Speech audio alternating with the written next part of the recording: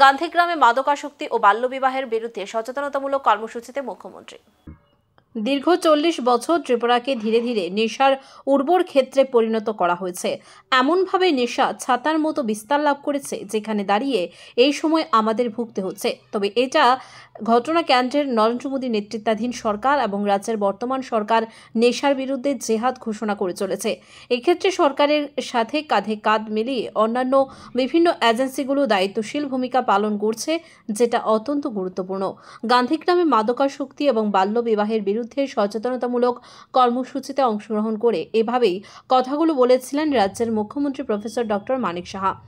মহিলা কমিশনের চেয়ারপারসন ঝর্ণা দেববর্মা, পশ্চিম ত্রিপুরা জেলা পরিষদের দায়িত্বপ্রাপ্ত সভাধিপতি বিশ্বজিৎ শীল সহ অন্যান্য বিভিন্ন স্তরের বিশিষ্টজনদের উপস্থিতিতে মুখ্যমন্ত্রীর স্পষ্ট বক্তব্য হচ্ছে, এই সময়ের মধ্যে ত্রিপুরা রাজ্যে প্রতিনিয়ত নেশার বিরুদ্ধে অভিযান চলছে। এই অভিযানগুলো চলছে বলেই প্রচুর পরিমাণে নেশা বিরোধী সফলতা আসছে দাবি মুখ্যমন্ত্রীর। পাশাপাশি একাংশ ছেলেমেয়েরা বয়সের প্রকোপে পড়ে কোনো না কোনোভাবে নেশায় জড়িয়ে যাচ্ছে। এদেরকে সঠিক পথে ফিরিয়ে আনার জন্য সমস্ত অংশকে দায়িত্ব নিতে হবে। মুখ্যমন্ত্রীর বক্তব্য হচ্ছে, এই সময়ের মধ্যে অভিভাবকেরা অনেকটাই ব্যস্ত, কিন্তু তারপরেও ছেলে মেয়েদের বিষয়ে আরও যত্নশীল হওয়ার আহ্বান গান্ধীগ্রাম থেকে রাখলেন মুখ্যমন্ত্রী। একই রকমভাবে বাল্যবিবাহ সংক্রান্ত বিষয়ে সামগ্রিক সচেতনতা আবহ গড়ে তোলার মধ্য দিয়ে সমাজকে নতুন আগিকে বিকশিত করার জন্য গান্ধীগ্রাম থেকে আওয়াজ তুললেন রাজ্যের মুখ্যমন্ত্রী প্রফেসর ডক্টর মানিক সাহা। তো আজকে এই ধরনের অ্যাওয়ারনেস খুব প্রয়োজন, শুধু ত্রিপুরাতে নয়, সব জায়গায় ডিস্ট্রিক্টের তত্ত্বাবধানে অন্যান্য যে ডিপার্টমেন্ট আছে, সভাধিপতিরা আছেন, তাদের মাধ্যমে সব ডিস্ট্রিক্ট, আমাদের 8টা ডিস্ট্রিক্ট আছে, সব জায়গায় সেগুলো হচ্ছে। কিন্তু এই ধরনের উদ্যোগ আজকে পশ্চিম জেলার যিনি সভাধিপতি আছেন এবং যিনি আমাদের ডিস্ট্রিক্ট ম্যাজিস্ট্রেট, এই ধরনের উদ্যোগ খুব প্রয়োজন। কিন্তু আজকের এই উদ্যোগ আজকে যেন শেষ না হয়।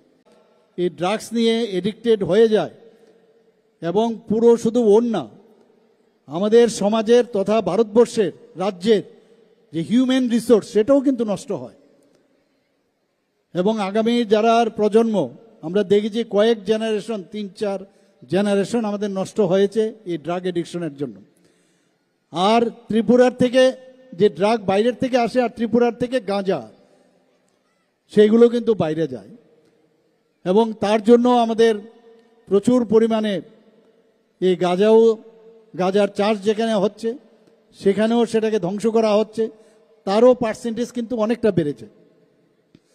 এখন বুঝতে হবে এই ড্রাগস নিলে আমাদের কি শরীরের কি অবস্থা হয়।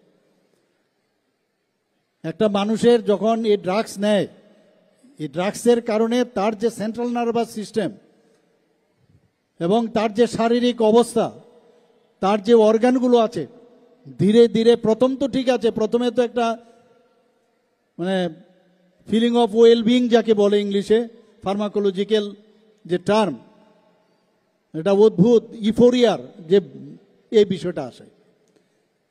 আমি সব জায়গায় এই কথাটা বলি যে পরবর্তী সময়ে যখন সেই জায়গায় ওকে বাধা না দেওয়া হয়, তাকে বোঝানো যদি না হয়, তাহলে পরবর্তী সময় সেটা কিন্তু এডিকশনে আসে।